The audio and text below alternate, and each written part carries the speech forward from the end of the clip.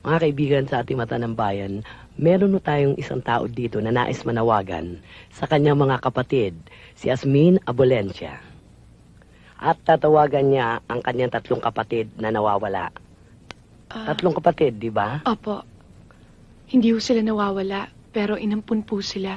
10 taon na po ang nakakaraan. 10 taon na? Baka naman hindi kinakilala ng mga yon. O gusto mo lang sila makita? Opo. O sige, Iya. Manawagan ka na. Nananawagan ho ako sa mga umampun sa mga kapatid ko. Na sina Baby, Violi at Daisy Abolencia. Violi, Daisy, No, you can't go. Akala namin hilig mo lamang niyang pagkanta. You can make a career out of it. Tumawag lang kayo dito. Ito po ang gusto ko. Dapat ang pag-aaral ang asikasuhin mo.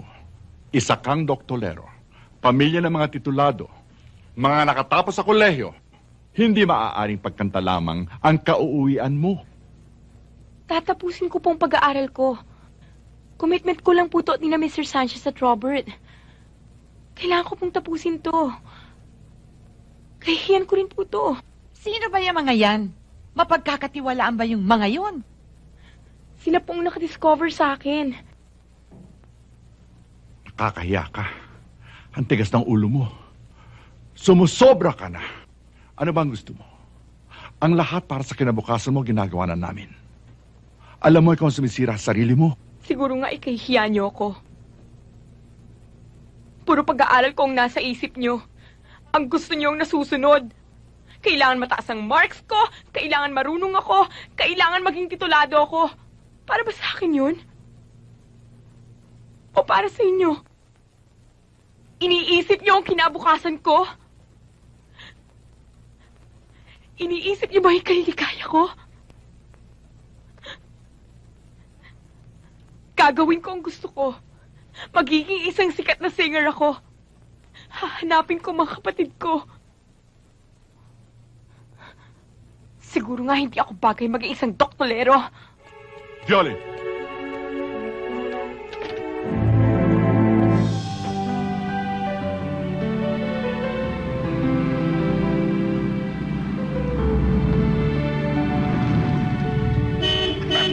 Sam, katulog na yata yung driver ng BMW mo. Okay lang yan. Inagkira kayo buong araw. Bakit? Ang dami mong dalang gamit. Kasi nakahanap siya ng bahay eh. Bakit? Kasi yung lalady niya... Oo. Huwag mo na isasalaysay pang kwento ng buhay ko. I insist. Nakakahiya ho yata eh. Sam, ang totoo niyan, you're doing me a favor. We'll make adjustments in your compensation. This is the perfect setup. Talagang, kailangan ko ng full-time tutor for the kids. Pag-iisipan ko muna ho. Bakit pa? Temporary lang naman ito. 2 to 3 months, 1 or 2 weeks, habang naghahanap ka ng bahay.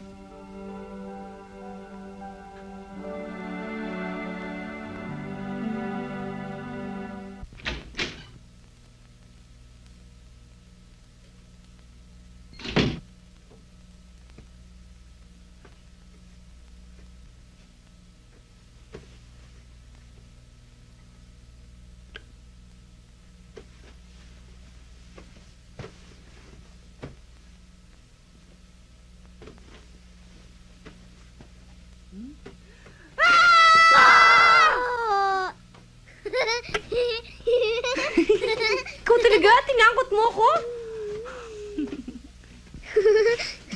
Dito ako matutulog. Bakit? Natatakot na naman ako sa bad dreams eh. Alam mo, yung mga bad dreams, dreams lang yun. Kaya dapat wala kang katakutan. Okay? Okay. Nandiyan ka lang pala. Halika na, matulog na tayo. Dito ako matutulog. Ikaw, gusto mo rin? Okay lang, Sam? Oo.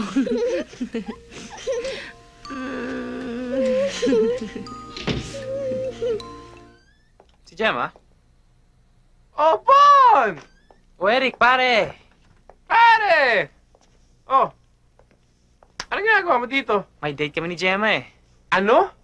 Hindi niya nasabi sa'yo? I invited her to a party. You invited Gemma to a party? Bakit?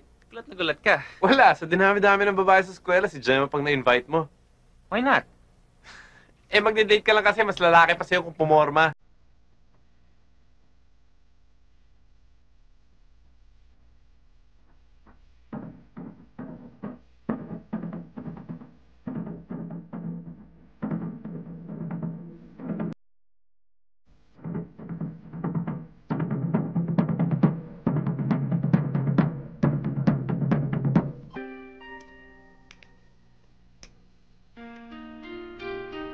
Alam mo, hello na ako sa'yo.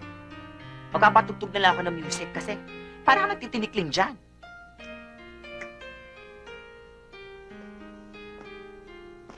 Wala pa sila, Ponzi. Eric, ang aga-aga pa. Senyorito, telepono ko. Ayan na sila!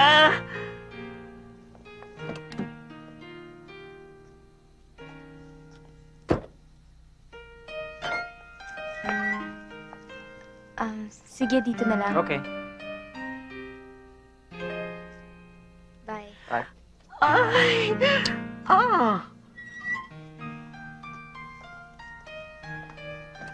Gem, saan ka magaling? Gabing-gabi na. Sa party. Anong party? Ba't di ka nag-iwan ng address? Saka ba't di ka man lang nagpaalam sa akin? Eh, ano bang pinuputok ng butsi mo? Eh, kilalang Playboy Born na yun, no? Yun naman pala eh. Di pareho lang kayo. Ponzi. Loka, girl! Ano ba itaan mo? Bilis! Good evening. Good Gloria. Sir, telepono ho. Ano? Nawala na ho eh. Sino ba yung tumawag? Si Ma'am Vivian.